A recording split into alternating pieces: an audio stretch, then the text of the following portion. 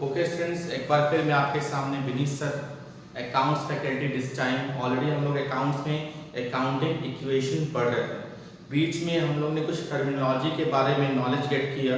वो ज़रूरी था क्योंकि जब हम अकाउंटिंग इक्वेशन पढ़ेंगे तो उसमें डिफरेंट टर्म्स आएंगे, उस टर्म को अंडरस्टैंड करना ज़रूरी था। इसलिए मैंने अकाउंटिंग टर्मिनोलॉजी के बारे में आपको नॉलेज दिया। उसका मैंने पीडीएफ वगैरह वर्ड्स में भी डाउनलोड किया है, आप उसको चेक कर सकते हैं क्या क्या टर्मिनोलॉजी था, उसका आप अंडरस्टैंड कर सकते हैं। अगेन अब आप देखेंगे कि हम लोग किस तरह से अकाउंटिंग इक्वेशन को यूज करेंगे। अकाउंटिंग इक्वेशन क्या था, मैंने बताया था whatever amount is invested in business by owner to start any firm is known as capital. इसके अलावा और बिजनेस में पैसा चाहिए, रिक्वायरमेंट और है, लोन लिया, लायबिलिटीज, वो सब पैसा बिजनेस में किस फॉर्म में रहेगा, व्हाटएवर अमाउंट जो मैं लगाऊंगा वो, जो मैं लोन लूंगा वो, सभी पैसा बिजनेस में किस फॉर्म में रहेगा, एसेट्स के फॉर्म में रहेगा। चाहे वो करंट एसेट्स हो, चाहे वो फिक्स एसेट्स हो, किसी ना किसी फॉर्म में बिजनेस में वो रहता है। इसीलिए उसे हम अकाउंटिंग इक्वेशन के रूप में पुट करते हैं। That is what assets equal to capital plus liabilities. Assets क्या क्या होते हैं, कैपिटल क्या होते हैं, लायबिलिटीज क्या होते हैं, इन सब के बारे में मैंने आपको बताया। होप सो आपको समझ में आया हो मैंने जो बताया था। अब मैंने जब स्टार्ट किया था मैंने बताया था बिजनेस के डिफरेंट एलिमेंट्स होते हैं। Elements is what, one is assets, capital, liabilities, expenses, income. तो अकाउंटिंग इक्वेशन में तीन एलिमेंट यूज हो चुके हैं, एसेट्स, कैपिटल और लायबिलिटीज। इसके अलावा एक्सपेंसेस और इनकम का भी ट्रीटमेंट करना है। एक्सपेंसेस क्या होते हैं, जो बिजनेस में इनकर्ड करना पड़ता है बिजनेस को ऑपरेट करने के लिए। मैंने बताया था whatever amount is incurred by the firm to operate the business firm is known as expenses, like salary paid, rent paid, electricity bill pay करना है, पावर है, फ्यूल है, कैरेज है, number of things are there. ये सब जो है वो क्या कहलाता है, आपका एक्सपेंसेस कहलाता है। इनकम क्या है, इनकम जो मैं रिसीव करता हूं, अर्न करता हूं। अर्न क्या अर्न करता हूं, जो मुझे मिला, मैंने गुड्स बेचा उससे पैसा आया, इनकम है मेरा।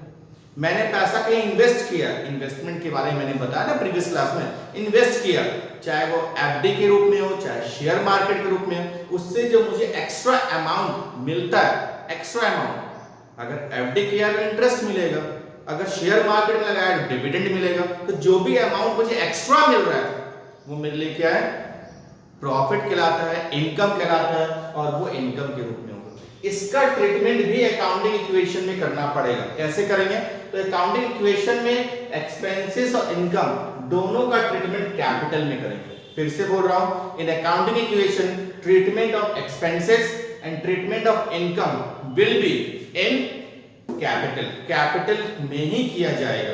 क्लियर है। तो सबसे पहले अगर मैं पूछूं, मैं बताऊं, एसेट्स तो रहेगा ही, जो एसेट्स है, कैपिटल, एक्सपेंसेस क्या हो रहा है, खर्च। एक्सपेंसेस अगर कर रहे हैं तो खर्च किया जा रहा है, इनकर्ड कर रहे हैं, पैसा जा रहा है, तो आपका प्रॉफिट कम होगा कि ज्यादा होगा, खर्च करेंगे तो पैसा जाएगा, प्रॉफिट क्या हो जाएगा, डिक्रीज हो जाएगा, घट जाएगा।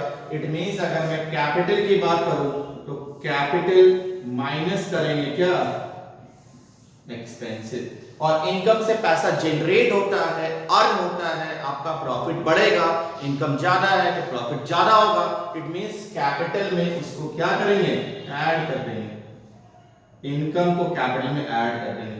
समझ गए बात। ये ट्रीटमेंट हो गया आपका, कैपिटल में एक्सपेंसेस को माइनस करेंगे, इनकम को ऐड करेंगे। लायबिलिटीज पे कोई इंपैक्ट नहीं पड़ेगा, लायबिलिटीज जैसे है वैसे ही शो होगा, लायबिलिटीज पे इसका कोई भी इंपैक्ट नहीं पड़ेगा। क्लियर है। कोई डाउट आप मेरे से पूछ सकते हैं। मैंने बताया assets equal to capital minus expenses plus income, capital में प्लस लायबिलिटीज आपका अलग शो करेगा। क्लियर है, इसको आप नोट कर लीजिए। अब एक चीज और बता दूं मैं आपको, एसेट्स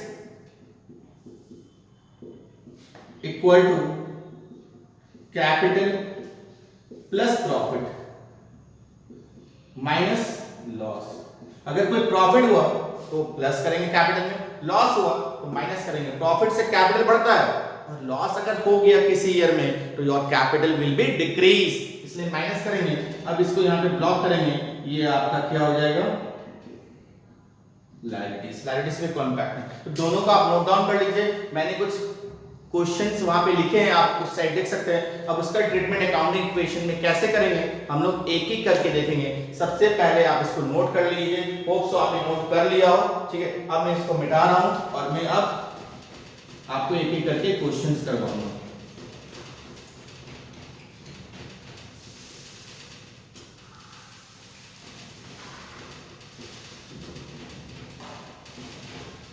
ठीक है, तो अगेन एक एक करके हम लेंगे। सबसे पहले अगेन जब भी कोई ट्रांजैक्शंस को अकाउंटिंग इक्वेशन में पुट करना है तो अगेन ध्यान देना आपको दो बातों का।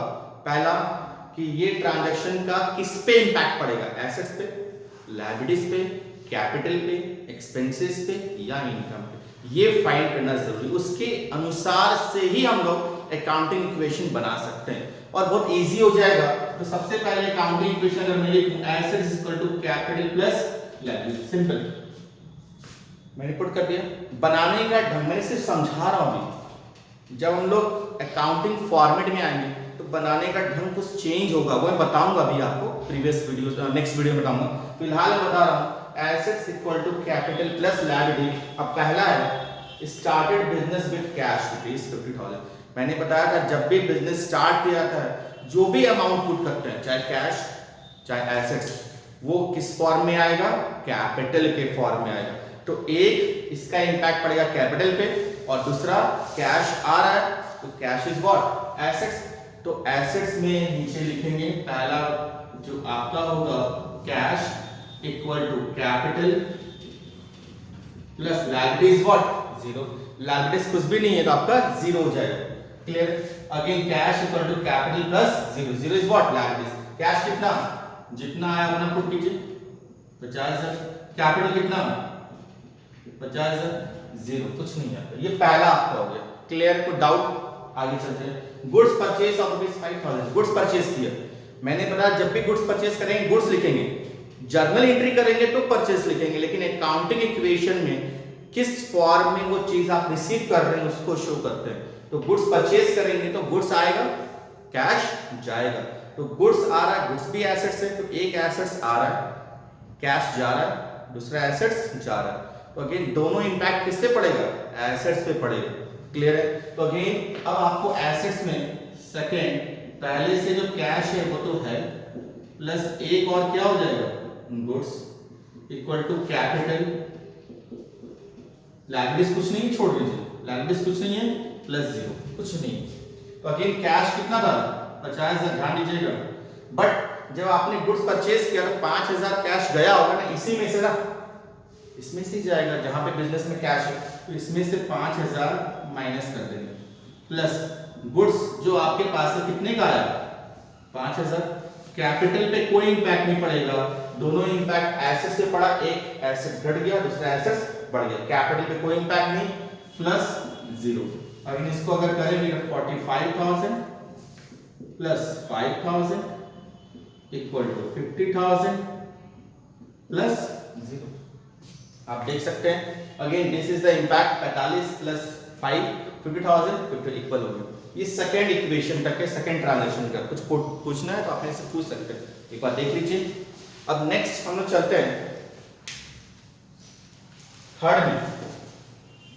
अगेन आप देख सकते हैं goods purchase, again goods purchase किया, बट इस टाइम जो गुड्स परचेज कर रहे हैं किसमें, क्रेडिट में। मैंने बताया था आपको प्रीवियस क्लास में, whenever goods purchase in credit, जिससे परचेज करते हैं वो मेरे लिए क्रेडिटर होता है। क्रेडिट परचेज किया उसको पेमेंट करना है ना, वो मेरे लिए क्रेडिटर होगा। और क्रेडिटर बिजनेस में क्या है, लायबिलिटीज होता है। इट मींस इस बार आपका लायबिलिटीज इफेक्ट करेगा, गुड्स परचेज करेंगे गुड्स आएगा तो एसेट्स भी इफेक्ट पड़ेगा। तो one effect will be on assets and other effect will be on liabilities. तो अगेन यहाँ पे आपको कैश तो होगा ही, गुड्स एसेट्स पे इंपैक्ट पड़ेगा, गुड्स पे, गुड्स ऑलरेडी आप लिखे हुए हैं, फिर से आपको लिखने का काम है, कैश प्लस गुड्स, इसी गुड्स में ऐड कर देंगे जो गुड्स आया, इक्वल टू कैपिटल प्लस, अब जीरो की जगह लायबिलिटीज के नीचे आपका आ जाएगा क्या, क्रेडिटर, क्योंकि इस बार आपका क्रेडिटर अराइज हो रहा है तो क्रेडिटर को शो करेगा। तो अगेन कैश कितना, तो आपके पास 45,000, ध्यान दीजिए कैश 45 था, उतना ही रहेगा। क्यों, तो गुड्स जो परचेज के क्रेडिट में, उधार, कैश आपने दिया नहीं है, इट मींस कैश पे कोई इंपैक्ट नहीं पड़ा। गुड्स पहले से 5000 था और कितना आया 6000, तो गुड्स बढ़ेगा ना, तो जो भी अमाउंट गुड्स आएगा गुड्स में ऐड करेंगे इक्वल टू कैपिटल, कोई इंपैक्ट नहीं। क्रेडिटर जितने का क्रेडिट में गुड्स परचेस किया उतना ही क्रेडिट में शो करेंगे, तो उतना ही पेमेंट करना है, तो क्रेडिटर कितना हो गया 6000। क्लियर है ना। अगेन अब हम लोग इसको रिफ्लेक्ट कर देंगे टोटल में 45 5 and 6 11 इक्वल टू 50,000 प्लस 6000। आप देख सकते हैं 45 प्लस 11 56 इक्वल है ना। आप देख सकते हैं सब कुछ इक्वल हो रहा है। इट मींस जो मैं बता रहा हूं आपको एकदम आपका सही इक्वेशन जा रहा है। क्लियर है। अभी तक हम लोग 3 ट्रांजैक्शन पढ़ चुके हैं और मैं ऊपर का मिटा रहा हूं, आप होप सो आपने लिख लिया हो ताकि इसको नेक्स्ट ट्रांजैक्शन को पुट कर सकूं। ऊपर का 2 ट्रांजैक्शन को मैं मिटा रहा हूं। अब देखिए हम लोग आते हैं फोर्थ में, 1 2 3 हो चुका, फोर्थ में आता है सैलरी पेड। तो सैलरी क्या है मैंने आपको क्लियरली बता रहा, when I have given you previous video, salary is expenses. Salary क्या आपका एक्सपेंसेस है, खर्च। सैलरी पेड कर रहे हैं कितना 1000, तो एक इफेक्ट पड़ेगा एक्सपेंसेस पे और दूसरा पेड किया सैलरी 1000, तो 1000 कैश गया ना, दूसरा इम्पैक्ट कैश से पड़ेगा और कैश क्या है एसेट्स है, एसेट्स घट जाएगा क्योंकि सैलरी पे करेंगे, कैश जाएगा, कैश एसेट्स है तो एसेट्स घटेगा। तो अगेन जब हमने अकाउंटिंग इक्वेशन लिखेंगे तो पहले क्या है cash plus goods equal to capital minus salary. मैंने बताया ना जो भी खर्च होगा एक्सपेंसेस को कैपिटल में माइनस करते हैं, तो सैलरी एक्सपेंसेस है ना तो मैंने माइनस कर दिया कैपिटल में, यहां शो करना पड़ेगा आपको, यहां मैंने शो कर दिया। प्लस लायबिलिटीज में क्या था आपके पास क्रेडिटर, तो क्रेडिटर रहेगा। अब अगेन अमाउंट पुट करेंगे, कैश 45 था ना, यहाँ पे देखिए प्रीवियस जो इक्वेशन था 45, उसमें से सैलरी पेड के 1000 तो कैश घटेगा 1000 से, तो माइनस करेंगे 1000 प्लस गुड्स कितना, गुड्स सॉरी यहाँ पे गुड्स 11,000 तो 11 ही रहेगा इक्वल टू। अब देखिए यहाँ पे कैपिटल 50,000 था लेकिन इसमें 1000 माइनस करेंगे किस चीज का, सैलरी का। जो सैलरी पेड किया आपने वो एक्सपेंसेस है, एक्सपेंसेस को कैपिटल में माइनस करते हैं, इसलिए यहाँ पे माइनस कर दिया।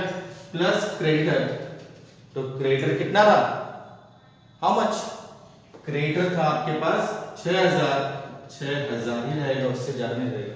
अगेन यहाँ पे शो करेंगे तो ये हो जाएगा 44 plus 11 equal to 49 plus 6000।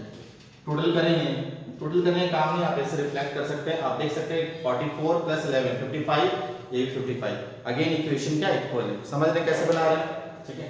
Again next अगर जाएंगे आगे,